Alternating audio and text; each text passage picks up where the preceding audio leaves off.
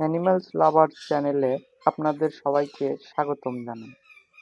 আজকে পাখির জন্য সফট ফুড তৈরি করা শেখাবো আপনাদের। আপনারা কিভাবে দ্রুত এবং সহজে পাখির জন্য সফট ফুড তৈরি করতে পারবেন সেটাই বলবো। প্রথমে একটি পরিষ্কার বাটি নিয়ে নেবেন, তারপর ধারালো একটি কাঁচি অথবা ছুরি যে কোনো কিছু নিয়ে নেবেন। তারপরে এখন আমার কাছে ছিল আম, তারপর নিয়েছি পুঁই শাক, কিছু সজনে পাতা নিয়েছি, আর নিয়েছি কিছু পরিমাণ কলমি শাক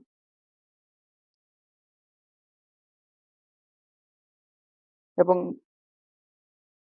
কলা।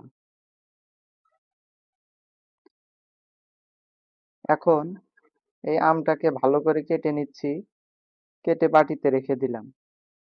টুকরো করে কাটবেন সবকিছু যাতে পাখির খেতে সুবিধা হয়। এরপর কলাটাও কেটে নিলাম।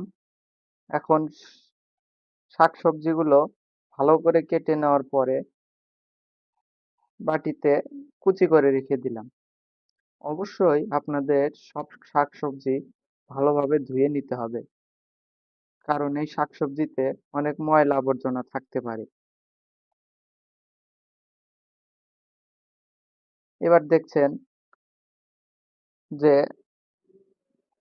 আমার সফট ফুড তৈরি হয়ে গেছে। এখন পাখিগুলোকে এগুলো সফট ফুড গুলো ভালোভাবে দিয়ে দিলাম। পাখিগুলো এগুলো এখন মজা করে খাবে।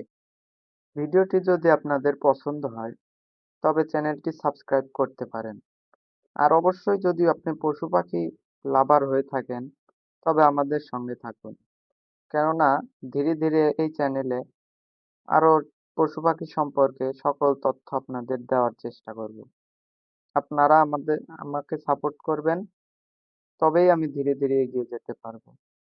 আর কোন কোন বিষয়ে কাজ করতে পারলে আপনারা খুশি হবেন সেগুলো আমাকে কমেন্টের মাধ্যমে জানাতে পারেন। আমি আশা করছি সকলের কমেন্টে রিপ্লাই দেব। টাটা সবাইকে। ভালো থাকুক আপনাদের শখের পাখি।